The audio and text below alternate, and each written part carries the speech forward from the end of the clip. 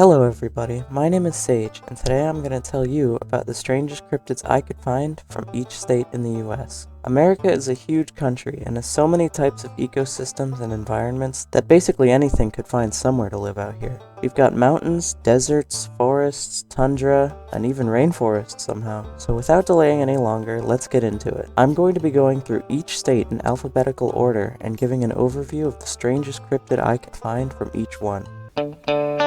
So, I've literally never heard of this one before doing research for this video, but it fits the weird criteria very well. The Alabama metal man was a creature spotted in a rural town called Falkville in the 1970s. A woman called the police at 10 p.m. claiming that a spaceship had landed in a field just outside town. The chief of police in Falkville, Jeff Greenhaw, was sent to investigate. There was apparently no ship, rather an upright bipedal creature that Greenhaw described as, quote, real bright. Something like rubbing mercury on nickel. He also said it looked like his head and neck were kind of made together, whatever that means. Kind of makes me picture like a Cyberman from Doctor Who or something. When Chief Greenhaw pointed his headlights at the creature, it started running away. He followed it in his car at speeds up to 35 miles per hour, but it was still too fast to catch up to. Apparently it was never spotted again, and neither was the ship it allegedly arrived in. So if you live in Alabama, keep your eye out for a weird Metal Mario looking guy. In some accounts of this story that I could find, it said that he brought his Polaroid camera with him and captured this picture of the creature, so make of that what you will.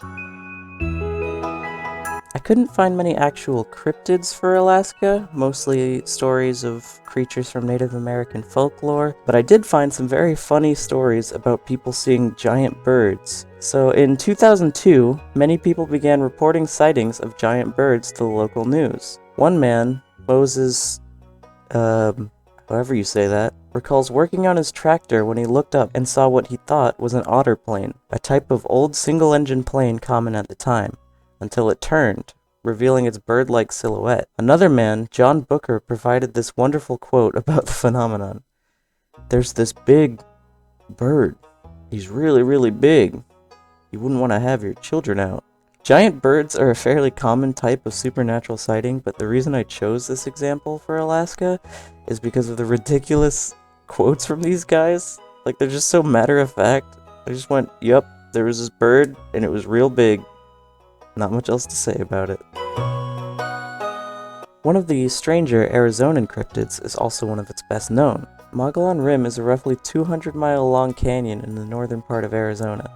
It's a massive formation covered in forests, with plenty of nooks, crannies, and difficult terrain for creatures to hide in. One such creature is the mogollon monster. First spotted in 1903 drinking the blood of a mountain lion, the monster is a large bipedal creature similar in description to Bigfoot, but with gray hair and a long beard. And well, sane people would probably just call it Bigfoot. Some hikers insist that it's actually a troll that makes pig-like noises and threatens people with a wooden club. And when you look up pictures of the mogollon monster, this is the image that comes up, and I think that's really funny.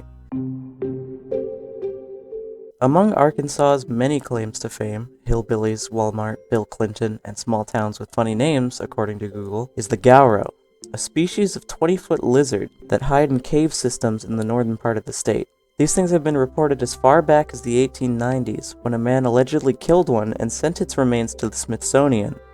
It's worth noting that there are zero actual records of this, and I think the fucking Smithsonian would be pretty eager to show off a creature like this if it was real. I did track down a page of the local newspaper reporting the event, but the picture included doesn't really give the story any extra credibility. It's got a weird boar-like head and what looks like, but probably isn't, a flamingo for a tail. In the state of California, there lives an elusive creature that is rarely seen, but it is said that its terrified screams from playing silly horror games can be heard from miles around.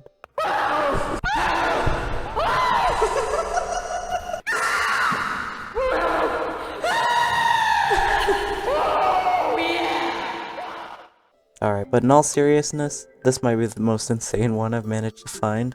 The original source for this story had such little info that I thought the account would be completely made up, but I did manage to find some actual details. Genuinely, the first source I found didn't have a year, location, or like the actual name of the person who reported it. With all that aside, let's talk about this gnome. In 2004, a woman named Tammy Thomas and her 3 kids moved to Porterville, California. She describes the feeling of being watched from the very moment they arrive, and a particular sense of unease around the barn on the property. One afternoon, after coming back from grocery shopping, Tammy saw something move in the corner of her eye and heard a strange, creepy chuckle. She looked in the direction of the sound and, I'm quoting now, saw what she could only describe as a gnome. This gnome was 2 to 3 feet tall, wearing a gold shirt and a red pointy hat. So we're talking straight up garden gnome here. This terrified her for some reason, so she ran inside. While hiding, she looked out the window and saw the point of its stupid little hat moving around at the bottom of the window. And the mental image of this is incredibly funny to me. She goes on to say that she never saw the gnome again after this, but would occasionally still hear its weird little laugh from the barn, and that they just kind of live in fear now. So that's fun. I also have a suspicion that this story may be the inspiration for that one Gravity Falls episode, but I have no proof of that. Miners and lumberjacks of 1800s Colorado would often talk of giant whales that could be found clinging to the sides of mountains. They called them slide rock bolters, and they reportedly ate any creature that came within their reach. The whales would attach themselves to the mountainsides with their tails, which had giant hooks on the end to keep them in place. They'd also apparently let go and slide down the mountains to get at prey that was out of reach, which is pretty scary to imagine, as long as you ignore the logistics of them getting back up. That, and also lumberjacks and miners of the time had a reputation for making up weird creatures just to scare people during westward expansion. This includes things like the jackalope, the hide-behind, and things like that. Connecticut! Ah yes, the state that everyone forgets is a state. I honestly thought there wouldn't be any notable cryptids here, but that was before I learned about the melon heads. Small humanoids found in backwater areas of the state that have a taste for blood. There are a few claims about their origin, everything from being the children of witches to the product of inbreeding rednecks. They have large, misshapen heads and bulbous eyes, and will attack anyone who enters their territory. So maybe drive a little faster on those back roads. But hey, with recent news, maybe they're those aliens that they found in Peru or whatever.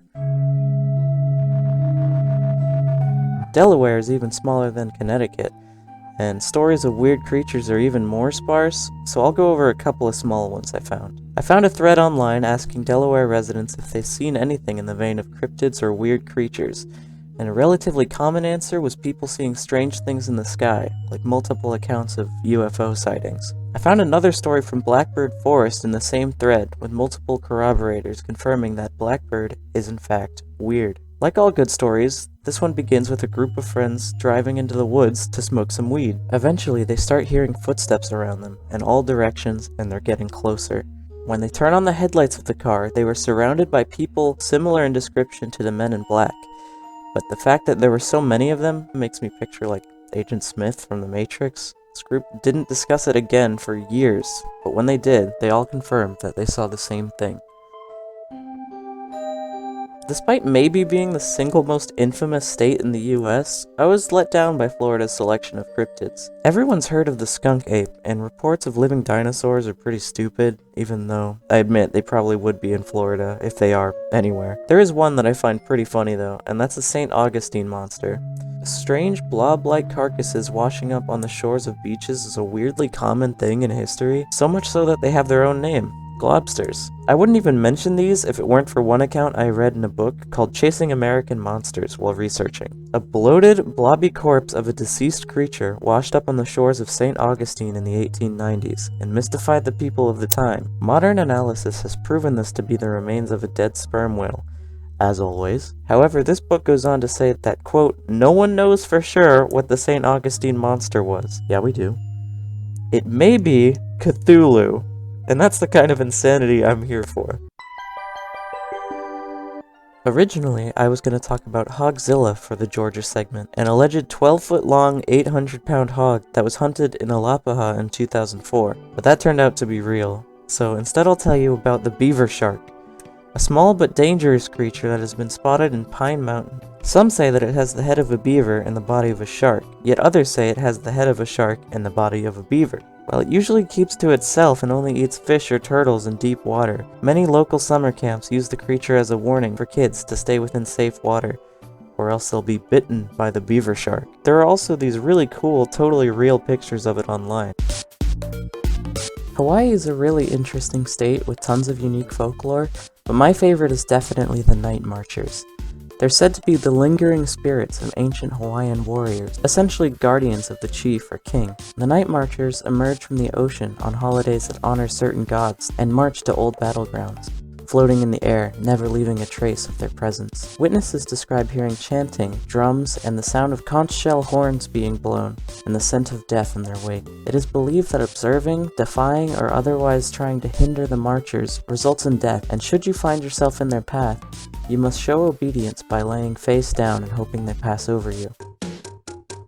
Along with many potatoes, Idaho is home to a fair few aquatic cryptids, such as the Charlie, which is essentially the Idahoan equivalent of the Loch Ness Monster. There's also the Bear Lake Monster, which has a much more creative description attached. It was first seen in 1868, with local newspapers publishing multiple reports of the creature, although its appearance varied wildly in each account. Some claim it was a giant alligator with red eyes, others say it was a snake-like creature, also similar to the Loch Ness Monster. The last known sighting was in 2002, where a fisherman describes it swimming under his boat and lifting it with his net. He also said it had red eyes, which is at least somewhat consistent with the other reports, unlike some that claim it was more like a manatee. Should I mention that the original guy who reported it in the 1860s said he made it up? Nah, that probably isn't important. Oh, now this is a weird one. It was a nice spring night in Enfield, Iowa, 1973. A man called Henry McDaniel suddenly heard scratching at his front door, so he looks outside to see what it was. What McDaniel recounts seeing is one of the weirdest creatures I've ever heard of, and I've been reading about cryptids for like a month now. The thing at his door had 3 dog-like legs, a disproportionately small humanoid body with 2 arms, and giant pinkish eyes. McDaniel, understandably, shot at it and managed to hit it, but it didn't seem to faze the monster. It apparently hissed at him like a cat and bounded away like a kangaroo, covering about 50 feet in 3 hops. It was seen an additional time walking along some railroad tracks near his house, this time keeping its distance. A search party for the creature was unsuccessful, but McDaniel was quoted as saying, "If they do find it, they'll find more than one, and they won't be from this planet, I'll tell you that." I chose a pretty famous one for Indiana, mostly because my mom likes these guys. Pukwudgies are small humanoids of Native American folklore. They live in a few eastern states, including Indiana. They are said to have the ability to shapeshift and are able to vanish at will. They were apparently once friendly with humans, but turned against us at some point and now use their powers to lure people to their death. The most common form for a pukwudgie to take is that of a small person with some features of a porcupine, such as spines on their back. Some aren't quite as malicious, but they are known to follow people who annoy them from time to time, staying invisible and causing minor annoyances. I'm surprised my mom likes these guys because they sound like dealing with annoying little kids, and I would have figured she had enough of that. Iowa is apparently mostly known for having a lot of corn, and the population of hogs outnumbering the people, but it also has a pretty cool local monster. First reported by a small group of people in 1903, the Van Meter monster is a flying creature of vaguely humanoid stature. It also had a glowing horn on its head, bat-like wings, and the sight of it caused a small panic. A business owner in Van Meter, U.G. Griffin, attempted to shoot it down with a shotgun, but it didn't seem to affect it much. It was seen multiple times in different places throughout the town, and people shot at it each time, despite it never doing anything outright hostile. It was eventually hunted to an abandoned mine to be dealt with for good, where it began to scream. To quote an issue of the Des Moines Daily News from the time, "The noise opened up again, as though Satan and a regiment of imps were coming forth for battle." Eventually it came out of the mine, accompanied by a second monster, where they were both fired upon until they went back in and were never seen again. This one's kind of sad to me. It never did anything wrong, and people just attacked it and its mate, presumably. And now we'll never know what it was.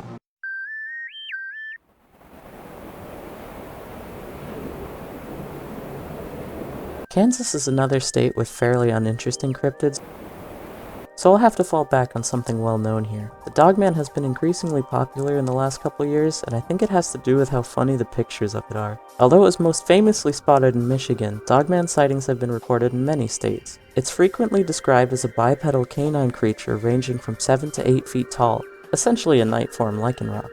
The dogman is also said to make a sound like the howl of a wolf combined with a human scream. And if it's anything like I imagine, that's gotta be pretty scary to hear. There are very few accounts of dogmen actually attacking anyone or doing anything outright harmful, but I'd still never want to encounter anything like it out at night. While it's most famous for fried chicken and horse racing, Kentucky has a pretty good selection of unexplained creatures. From Mothman sightings to devil monkeys and lake monsters, Kentucky is pretty stacked. For brevity's sake though, I'd like to talk about the Hopkinsville goblins, our second entity in this series to have arrived via spacecraft. The ship was spotted in 1955 by one Billy Ray Taylor. He claims he saw it landing in a small gorge on his property. Taylor tried to tell the adults inside his house, but was laughed at until the family dog became agitated by something outside. Armed with rifles, two of the men in the house went outside to investigate. They were met by an archetypal little green man-style alien with large eyes, green skin, and long spindly fingers. Despite the alien apparently holding its hands up as a sign of peace, they shot at it and it backflipped away and ran into the woods. The aliens kept showing up in the windows of the house, and the family would shoot at them, apparently never hitting them. The aliens went away in the morning and have never been spotted since. I've been excited to get to Louisiana, even though this cryptid is actually not very interesting, but the name of this entry is like half the reason I started making these videos. I just wanted an excuse to say the word grunch a bunch of times. The grunch is the name used to refer to a group of small human-like creatures that live in eastern New Orleans. They're sometimes described as albino dwarves and are malformed due to inbreeding. The grunch will venture out from their hideaways to steal and eat livestock from farmers. They're very similar to the melon heads from the last video. Unfortunately, there's not much information about either of them, so I don't get to say grunch as many times as I wish I could. Maine is yet another state with a limited cryptid selection, but the strangest in my opinion is the specter moose. The moose has been spotted near Bangor, Maine since the 1890s and is one of the area's most mysterious legends. Hunters that seek the specter moose claim that it's 15 feet tall, has antlers 10 feet wide, and probably weighs over 2,000 pounds. Sightings are very rare and it's barely been seen since the 90s, so information is pretty scarce. I'm pretty sure there's also a Far Cry mission where you hunt a ghost moose, but I can't confirm it's a direct reference. As a Marylander myself, we've got a few cryptids to claim as our own. There's a couple different goatmen in the US, and one of them lives here. The snallygaster allegedly visits once in a while, and our state is probably most famous for the Chesapeake Bay, which if the stories are to be believed, is home to an aquatic monster known as chessie. It was first seen in the 1930s, and is described as a sort of sea serpent about 12 feet long, with a head similar to a horse's. There are a lot of people who chalk up all chessie sightings to manatees that wandered too far from their normal waters, which has happened a few times, but most accounts of the creature don't match up with a manatee's features. There have been many more sightings over the years, but nothing that actually confirms its existence. But with how gross the bay is, I don't doubt that there could be some gross mutated creature swimming around in there. Massachusetts has a fairly famous cryptid in the form of the Dover demon, but I think it's a little too normal for the purposes of this series, so instead I'm going to talk about the so-called Beast of Truro. In 1981, residents of Truro, Massachusetts began reporting pets and livestock going missing. The bodies of some of the animals were found slightly north of town, quote, ripped by deep claw marks, unquote. The small number of witnesses that actually saw the culprit going after their animals describe a specific creature. Hey, this is like a week later, and writing this section made me so annoyed at how stupid some people are that I had to take a break. The witnesses tell stories of a, quote, large furry creature they didn't recognize. The most detailed account comes from William and Marcia Medeiros. They claim that the creature had a long rope-like tail, was about knee height, and looked to weigh about 80 pounds. Now those of you who have lived anywhere where mountain lions exist are probably pretty sure you know what the Beast of Truro might be. While there's not a breeding population of mountain lions in Massachusetts, there have been multiple confirmed sightings of them over the past few years. So yeah, there was just a random mountain lion eating chickens in Massachusetts, and people thought it was an unknown predatory animal roaming the streets. I don't know much about Michigan, so learning about the cryptids here was pretty cool. One I found pretty interesting was a creature of Native American legend called the mishipeshu, or the Great Lynx. Interestingly, an aquatic creature, the lynx is usually depicted with the head and paws of a large cat, antlers like a deer, and a tail like a serpent covered in scales. It's said to hide in the deepest part of the lakes in Michigan and protect copper deposits around Lake Superior. This one has been a part of legend since the 1600s at least. It's one of the coolest looking cryptids I've ever read about. Upon first hearing about it, I assumed the Minnesota Iceman would be something akin to Bigfoot or a Yeti, but I was very wrong. The legend actually begins in the 60s, where a frozen ape-like creature was shown off as an attraction at various sideshows. The carnival promoter, Frank Hansen, claimed it was the corpse of a humanoid creature originally hunted in Siberia. Images of the Iceman showed that it really did resemble a chimpanzee or some sort of primate. A few cryptozoologists of relatively notable status studied the creature and believed it to be genuine. But I don't exactly know if I trust the word of people famous in what is essentially a field of pseudoscience. And I say this as someone who obviously likes cryptids. But the point stands, there was something frozen in a block of ice being carted around with the carnival, and we don't know exactly what it was. I've been excited to get to this one because alien stories are always funny. This one takes place in 1973 on the Pascagoula River in Mississippi. Two men, Charles Hickinson and Calvin Parker Jr., were fishing on the river when they noticed a floating blue orb in the sky that was slowly moving towards them. It kept coming closer until it was only about 100 feet away, hovering over the water. According to the men, it began making a droning noise and a door opened on the side of the spherical craft and three beings made their way out. They were pretty similar in description to the Flatwoods monster, but with more cone-shaped heads. Hickinson and Parker claim that the aliens floated towards them and carried them into the craft to examine them, but they don't go into much detail. The aliens must have found them boring because they dropped them back to the ground and left shortly after. Missouri actually has a couple of cool cryptids, but one in specific gives me the opportunity to reference one of my favorite YouTubers and part of my inspiration for making this series. In honor of Wendigoon, I'll tell you about the Giants of Missouri. Large humanoid skeletons are a surprisingly common supernatural occurrence, so much so that you can even find one in Red Dead Redemption 2. This one was discovered in a coal mine in Moberly, and was unusually large even for this type of discovery. The femur alone was about 4.5 feet long, meaning that whatever this giant was must have been at least 3 times as large as a normal human. Despite promises of later excavations and a more detailed study of the skeleton, no more information was ever released, and considering this happened in the 1880s, it seems unlikely we'll ever hear more. Finally, the last M state. I didn't realize there were this many. Montana is one of the least populated states in the US, and it's huge, so there's plenty of space for unknown animals to hide. One such animal being the Flathead Lake monster. Flathead Lake is massive, almost as big as Loch Ness in Scotland. Like most of the cryptids I've covered, it was first seen in the late 1800s, by one James Kerr, the captain of a fishing boat. The boat approached what they originally believed to be a log, but upon getting closer the crew realized it was an animal of some sort. It was similar to a whale, smaller obviously, but it was hard to get a good look at. Over the years, many large creatures of varying descriptions have been spotted in the waters of the lake, and the sheer variance in the reports doesn't lend the story any credibility. Some say it's like an eel, some say it's a serpent like Nessie, and others still just say it's a large sturgeon. I think cryptid stories are much more believable when multiple people with no relation to each other give similar descriptions. But things like this, where people report tons of different things over such a long period of time, don't have a lot of merit. Now this is a nice weird one. It's probably because Nebraska is in the middle of nowhere and people are bored, but in the 50s a businessman started seeing giant kangaroos a few miles out of Grand Island, which is an ironic name considering Nebraska's location. The businessman, Charles Wetzel, alleged that the kangaroo was unusually large and could cover 10 feet in a single jump. Make no mistake, kangaroos have escaped zoos and started small populations in places they shouldn't be, but nobody's managed to verify Wetzel's claims about unusually athletic ones in Nebraska of all places. Another case of giant human-like skeletons took place in Lovelock, Nevada. The story goes that a skull very similar to a Neanderthal's was found in Lovelock Cave in 1967. As people probably know, Neanderthals only existed in Eurasia and Africa, so remains of one in North America should be impossible. Native Americans in the area, however, had stories of barbarians whose appearance matched that of the skull, who would kill them for food. The natives apparently managed to wipe them out, and this skull was one of the only remaining traces of their existence. The skull remains unidentified to my knowledge, though, if it isn't a fake.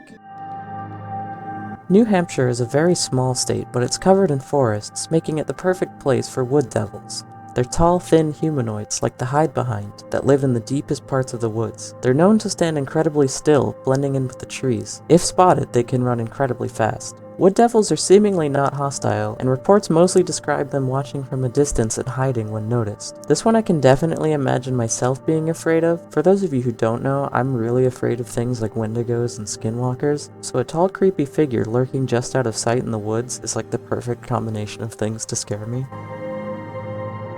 Alright, so it might seem like a bit of a cop-out to talk about the Jersey Devil in the New Jersey section, But this series is about strange cryptids, and it definitely meets that description. The story of the Jersey Devil resides very much in the supernatural and in superstition. In the 1700s, a woman cursed her 13th child to be born a devil. A normal child at birth, it quickly grew to resemble a goat, killing the midwife and flying with bat-like wings out of the chimney. Since then, it's been seen all over the state, with remarkably similar descriptions considering the time frame. It's been nearly 300 years, and people still see it skulking around in the night. It's also been known to suck the blood of livestock and attack random people after dark. Despite how outlandish the story is and how long it's been without definitive proof, the Jersey Devil is a staple of cryptozoology culture in the state of New Jersey itself. As a side note, I read a story where the mother of the Jersey Devil was apparently horrified when it came out and became like a demon thing, but I mean, she literally asked for it, so I don't know what her deal was. New Mexico's got quite the selection to choose from, including thunderbirds, the chupacabra, and most famously the Roswell UFO incident. My personal favorite from this area, though, is the skinwalker. Skinwalkers are one of the only supernatural creatures that genuinely scare me, so just know I'll be legitimately uncomfortable reading this entire section. Traditionally, skinwalkers are known to be Navajo witches. They're essentially the opposite of spiritual healers and are seen as corrupt by the Navajo people. Skinwalkers are able to shapeshift or possess the dead bodies of animals and people, usually with one major detail that is uncannily incorrect. Unfortunately, actual legends and information about them from real Navajo sources are limited because it's considered taboo to discuss them at all, especially with outsiders. Most skinwalker stories either clash with traditional descriptions or are based on the modern American depiction of them as shape-shifting deer people, which, while scary, have no historical context and are much less interesting in my opinion. Hey, I'm walking here! We don't talk like that, we don't say. Appalachia is increasingly well known for having strange and unsettling folklore,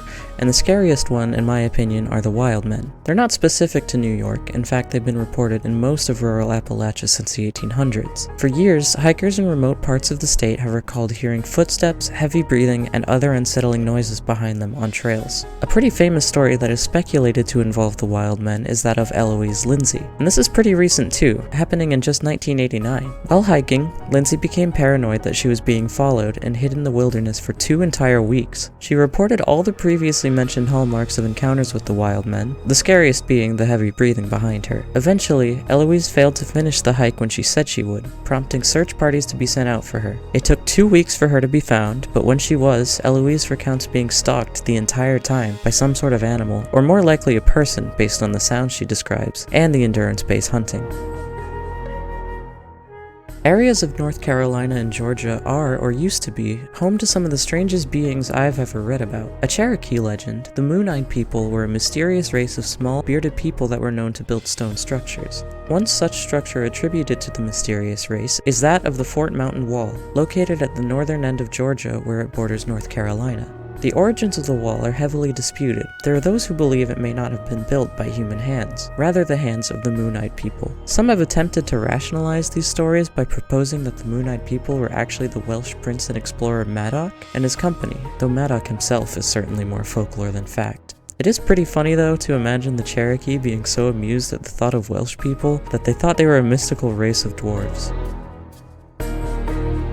It's convenient when a state's most famous cryptid is also its weirdest. The mishipeshu was a creature spotted in the Missouri River with sightings between the late 1800s and 1920s. The best account of the mishipeshu is a recounting from an 1800 sighting, as told by Melvin Gilmore, the curator of the North Dakota State Historical Society at the time. The sighting details a huge monster emerging from the Missouri, a monster with one eye, hair like a buffalo, and an array of spines along its back. The description of this beast lines up with local Native American legends of a similar animal that causes any who see it to lose their mind and die shortly thereafter. The same thing that allegedly happened to the man in the account shared by Melvin Gilmore. I don't want to have anything to do with you or that frog. Okay.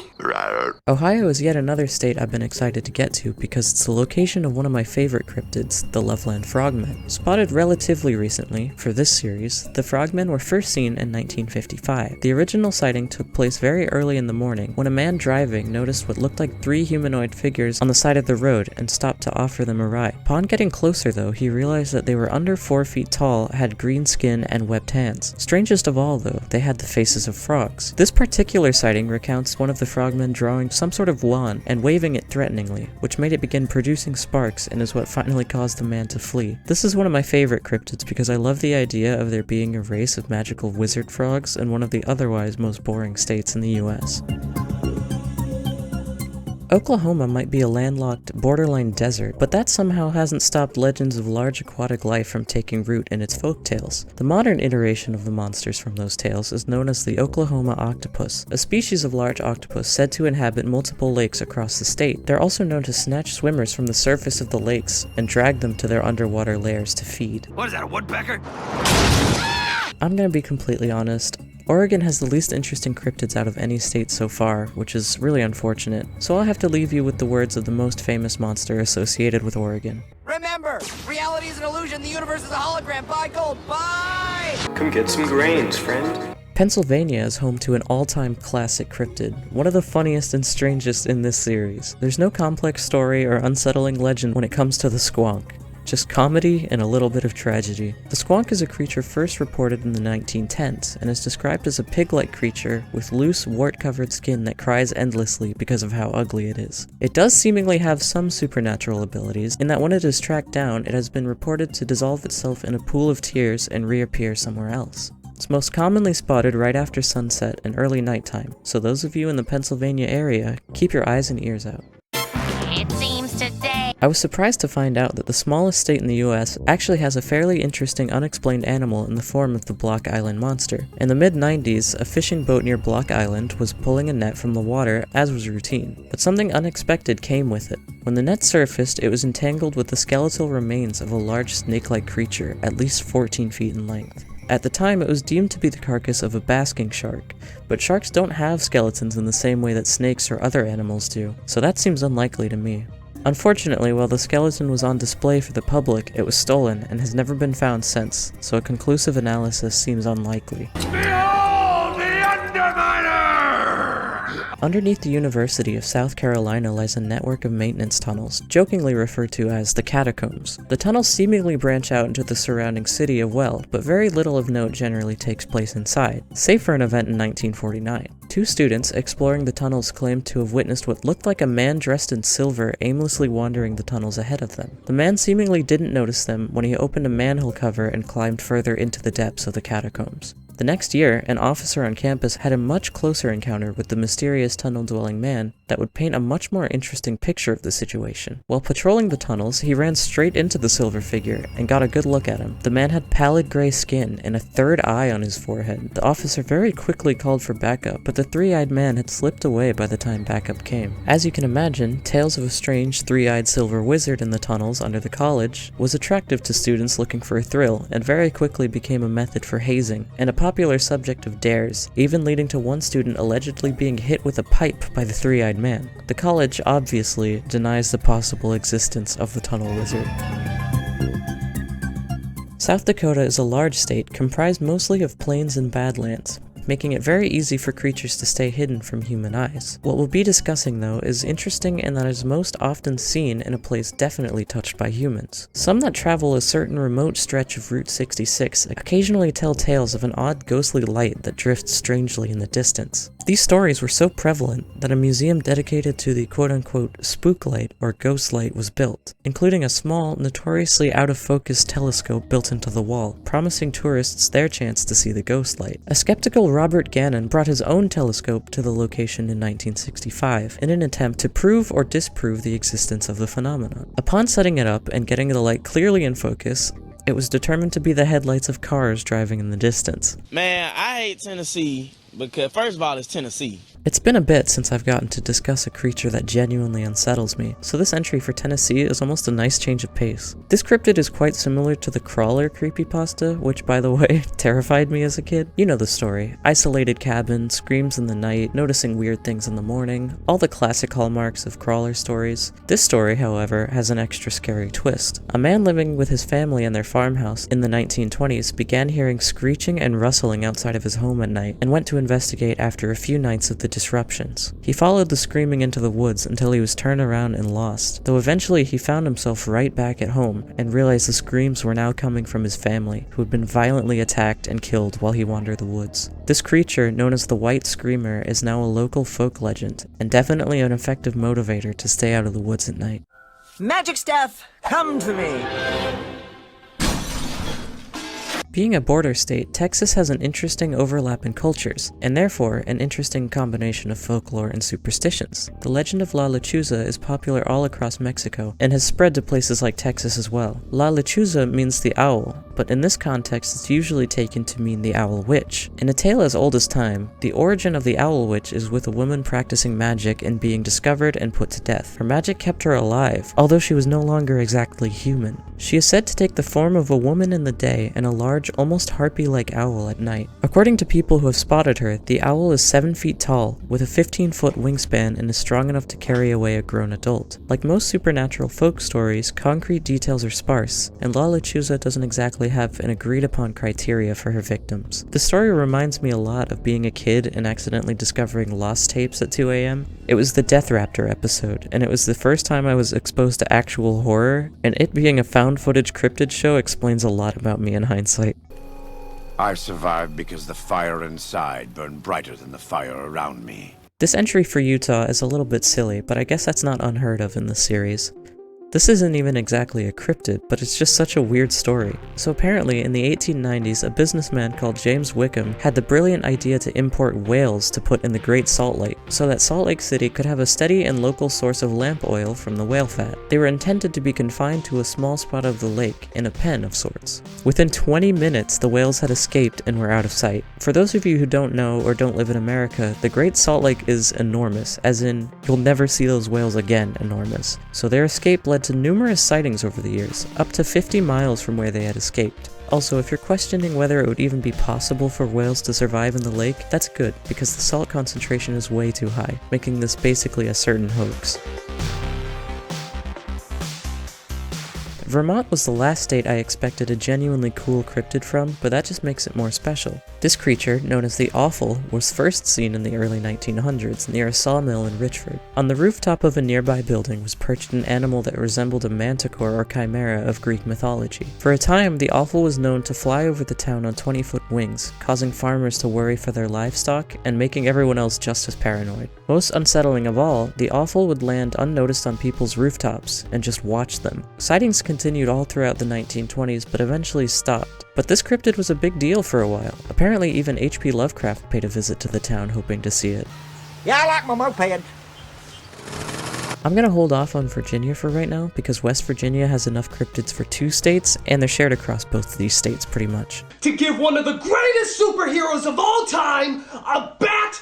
Being in the Pacific Northwest, Washington State has a ludicrous number of Bigfoot sightings, but that's far too normal for these videos. However, we will be talking about a Bigfoot derivative here. In 1980, shortly after Mount St. Helens erupted, people began to report a previously unseen beast in the area. It was largely similar to Bigfoot in both appearance and behavior, but it had an unnatural bluish color and wings like a bat. Sightings of this so-called bat-squatch have continued to this day, making it one of the more modern cryptids in this entire series. I was unable to find accounts of it doing anything harmful or aggressive, but the creature is intimidating nonetheless. People who have seen it have only done so from a distance, where the monster merely stares, waits, and leaves. I wish I could tell you more, but the bat-squatch is elusive, rare, only seen once every few years.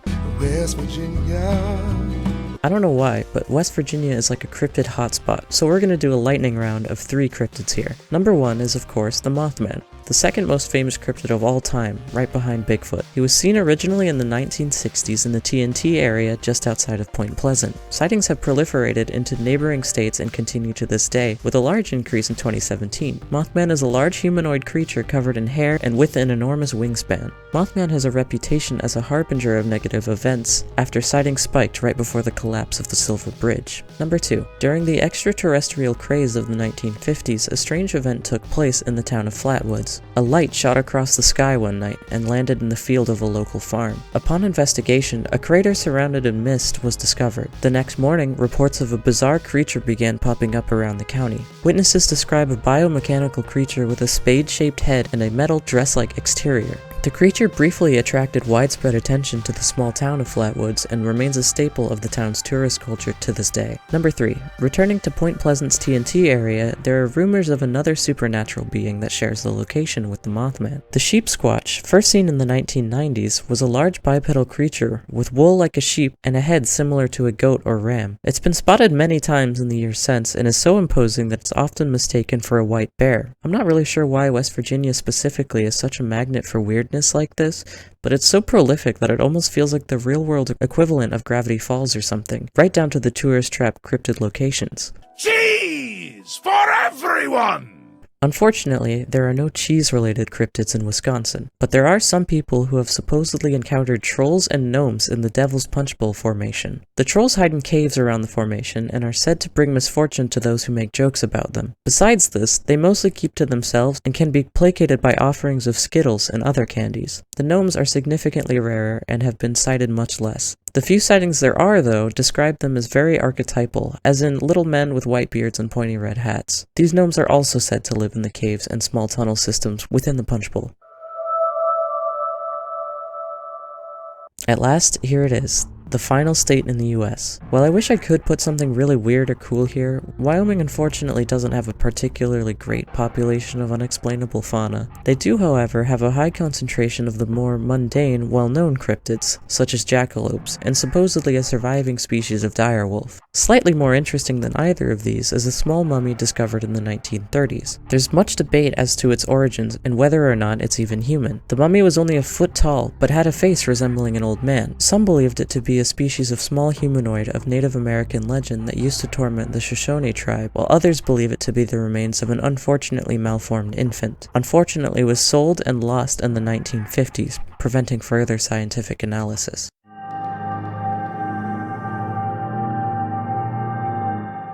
It feels weird to finally be at the end of this series, even if it did take a lot longer than intended. I'm incredibly grateful to anybody who stopped by and watched a video. It's been a privilege to get to share my interest in cryptids, and I hope you all enjoyed this series. These videos take a lot of effort to make, so it would mean the world if you would consider leaving a like and possibly subscribing. Anyway, just to finish this out, I wanted to say thank you one last time. I'm not sure what my next series will be, but I promise I'm thinking of ideas every day. Thank you for watching, and I'll see you in the next one.